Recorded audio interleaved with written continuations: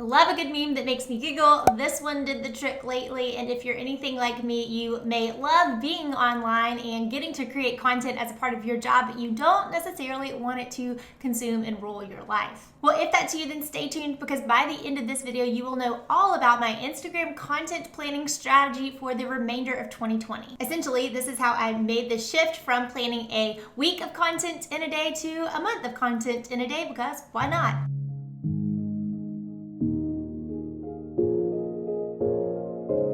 So I've officially been batch creating content that I've posted on Instagram since 2016, and I've put more trial and effort into figuring out a content calendar and editorial calendar planning system than I should ever probably publicly admit on the internet. I've planned 4 weeks of Instagram content at a time, maybe 5 times ever in my business, and it was so great. So as I'm getting back from sabbatical and getting into planning and showing up on these apps again, I thought, let's go ahead and do it. Let's do another month at a time. I thought I'd take you behind the scenes. Hit that like button if you are ready for this. And again, perhaps like me, if you like Instagram a pretty good bit, but don't necessarily want to be on it all the time. And while you're down there, hit the subscribe button and the bell next to it. That way you will be in on the family and first to know when these videos drop every single week. So I've made other videos about Instagram, but this little app has changed so much over the past few years, right? So like any framework or workflow I give you, I want it to be kind of like the Mary Poppins bag. Listen, if you want to throw in everything but the kitchen sink, kind of like I do, then go for it. But if you listen to my system and just want to snag the essentials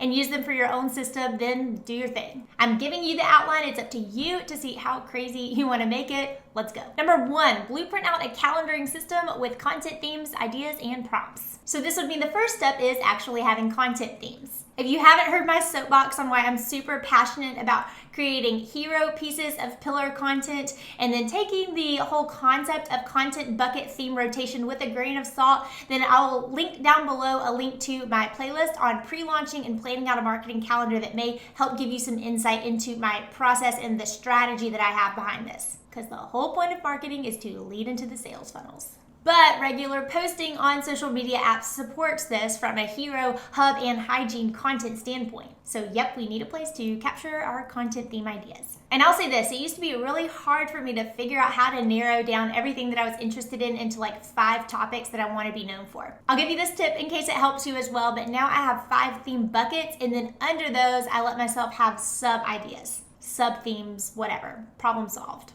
Here's a basic outline of what that looks like. The color coordination, I think, helps you see that there's really just 5 concepts, and then within those, I can let myself talk about a myriad of things. By the way, this is from an app called Plan, which I've used for years, and I love it. I'll tell you more about it as this video unfolds. But if you're getting stuck here or just want more content posting ideas, let me show you this quick, cool thing I saw when I was playing around in Plan the other night. So you could just pause this video and snag some of these ideas, but you could go into Plan and you'll click content prompts, and it opens up this window of a ton of posting ideas. Look at these, and they're all sorted by industry. I actually scrolled through this whole list the other week to just see if there was any ideas I'd never thought of, or I don't know, just ideas that would give me a prompt to come up with something to post about. All right, and as far as marking this out day by day, eventually all roads lead to Rome, and I do put this in a digital system. Let me show you what that looks like. And I'll say here too that I've done this so many ways. So I'm about to show you my Mary Poppins bag, my Asana calendar, but I want you to give yourself grace, especially if this is not your personality style or it is a little much. The goal here, at least for me, is what I tell y'all all the time. I hate starting any kind of writing with a blank page and no story, no idea, no hook or just concept that I can flesh out and run with. Instead, I'd rather start the writing or the creative process with a wealth of ideas that I could talk about and then take one of those and run. Again, let me just show you what this looks like in Asana. Like I said, I don't want this to be too confusing. It did take a while to set up, but now that it's all in, oh my gosh, so much easier than being all over the place. So, what I like about Asana as well, because we moved over from Trello, that's initially where I learned all of this, and then now I have an integrator who pushed me to Asana, and I love it. Change my tune. But what I wanted to show you is how you can toggle it back and forth between different views. So if you're used to Trello, this is how this could look. What I've liked too is the calendar format as well. So let's go back to list though, because what I wanted to show you in here are a couple of things, and I can filter right now, like if it were easier, into, let's see, custom, let's do only Instagram feed. There it goes. So these would be only like Instagram posts, but I want to go ahead and have it on all of them. So let's pull back in Facebook, Instagram stories, so on and so forth. And I'm going to sort it again by date because that helps me. Okay, what else can I show you in here? So let's go down to, I had mentioned, like, this is a week. I know that the content on Instagram is going to be around being in New Orleans. It's a city that I love, and I'm getting to speak at something there. So I'm going to pop open this and show you what it looks like on the inside. So I can choose, so the content bucket that this would go into is, it would kind of be, could go into a couple of things. It would kind of be like a testimonial or a media hit, like I'm getting to speak somewhere, that kind of thing. So let's see, let's put this one as a media hit because I can talk about like the South on this day. I can give, like a business tip that I'm learning on this day, and then I'll include this as a media hit. So I have the channel entered in here. And I've made all these, you can create custom like drop down menus as well, which is super helpful. Once it's all scheduled, right now it's not scheduled. Once I do populate that in, I'll show you that later in the video. I'm going to click yes.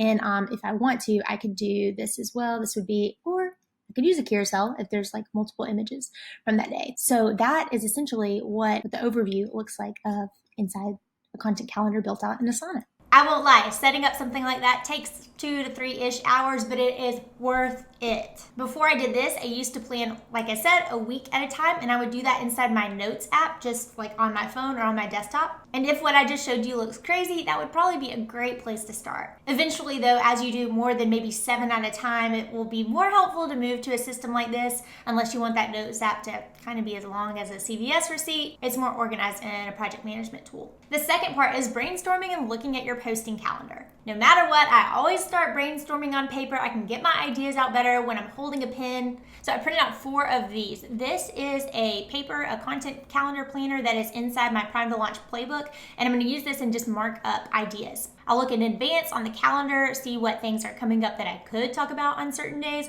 So for example, we know that Labor Day is around the corner as time of recording, so I'm going to put that on here. I also know that I'm speaking at the School of Styling on a later date, so I can arrange content around this and potentially getting New Orleans Rex right over here as well. I'll say it one more time, so hopefully this isn't confusing. Does she use paper or digital? I just need to start brainstorming here, and then I'm going to move it over into Asana, because eventually I need everything to go there, because my team that's all spread out, they can't see everything that's on these pieces of paper in my office if I'm traveling or on the road or just want to be able to get to things faster. It's so much easier to, at the end of the day, have it housed digitally. Comment below and let me know your style. Are you more of a paper person or straight digital, or like me, do you have to have some kind of hybrid approach? I always think it's so interesting to learn what people like. This is so helpful when I'm stumped. If you're inside Prime to Launch, you know this, but I do like to have themes for each day. So it gives me a starting point. Every Monday I post about this. Every Tuesday I post about this, so on and so forth.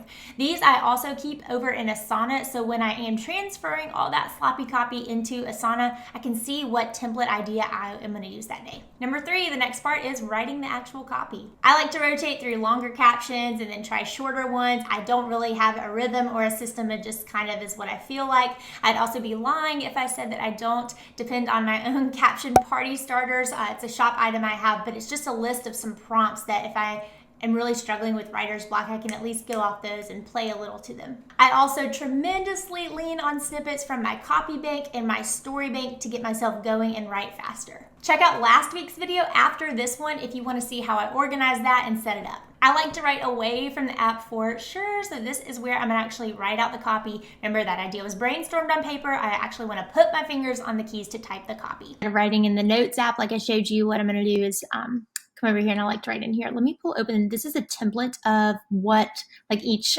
card looks like when I have it listed like this. You can toggle back and forth between a list and a calendar and all sorts of different views in Asana, which makes it great. But essentially, so here's where we talked about the drop downs. Here is where I would copy. So when I would start writing, again, this is a template, but whatever the topic is, I would start, OMG, no, I can't believe it. More copy would go right here. Blah, blah, blah, blah, blah. that's how I would start writing. The beauty of batching then is that I don't have to be creative on demand, and I sometimes hit my biggest creative burst early in the morning or late at night, and so when I'm feeling like that, I can go in and batch write a ton of different captions all at once. I'll tell you then how I clean them up in a sec. And number 4, assign the imagery that goes with each post and schedule them. Okay, remember when I said that this app has changed a little bit over the years? This is where I've seen a big change, because it's not necessarily about having the most beautiful, captivating, thematic grid anymore. Instagram expert Subi Zimmerman talks about these as neighborhoods, and when the neighborhood was only the feed, I think that was way more important. But now there's DMs, there's IGTV, there's stories, there's so many other different parts of it. Now, yes, you want to have some sort of visual congruency, but as I talked about in a video earlier this year, I learned a lot at Social Media Marketing World 2020, and this was one of my big takeaways. I'll sum it up with this. Those of us who market on Instagram used to focus tremendously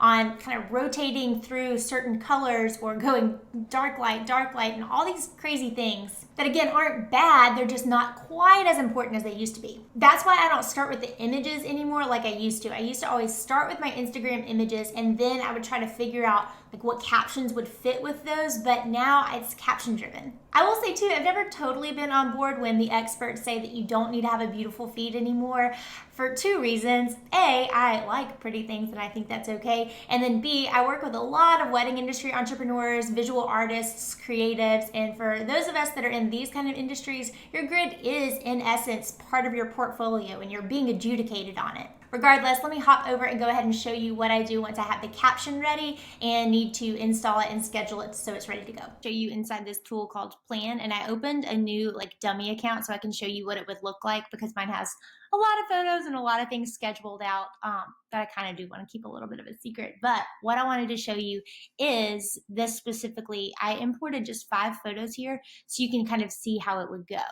And what we'll do now, I'm going to open up one of these, and I do like that once I click this, so say I want to use this photo. Well, the first thing, let's go back to media. So you can import different media folders and files, but what I can do as well is drag them into the specific spot that they would go.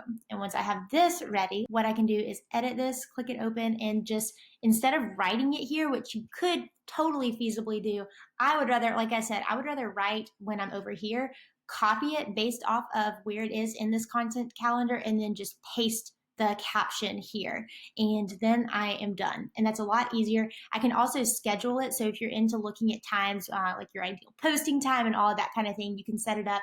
And I also like that it gives me a reminder on my phone. It says it's time to post, and I just pretty much click open and paste, and it runs it, which is so nice. Here's a bonus tip. If you make an appointment with yourself, this is a whole lot easier to knock out in one fell swoop. I told you earlier about how I was gonna revisit and edit these. And so what I do as part of my rest to work wind up routine when I sit down is I look at what is scheduled that day to post on Instagram, but also Facebook, and I zhuzh it. I play with it, I get it to where I want it, copy edit it a little bit, and then I'll post it. So let me make that clear. None of my posts are going straight from being batch written and created straight to publication. I need to get in there and edit them and maybe even ask some people on my team what they think about it before I post. But at least batch planning gives me something to roll with. And now that you know how to batch create your Instagram content, make sure that you have a pretty sweet system set up to capture different story ideas, copy banking ideas, swipe filing, and more. The video I have teed up for you next talks all through my system on how I do that. I'll see you there. If this video helped, click like and click subscribe.